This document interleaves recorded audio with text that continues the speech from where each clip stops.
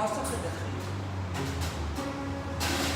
Kyk hoe druk die venster uit, van die eerste lente leen. Kyk hoe bewe die appelkoos oorbloeisels, van pure lekker kry die nuwe begin.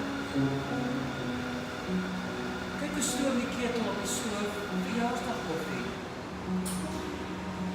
Terwyl ek met my voete op sy skoot lê, sodat hy die eerste lente druppeltjie uit my voet kan haal.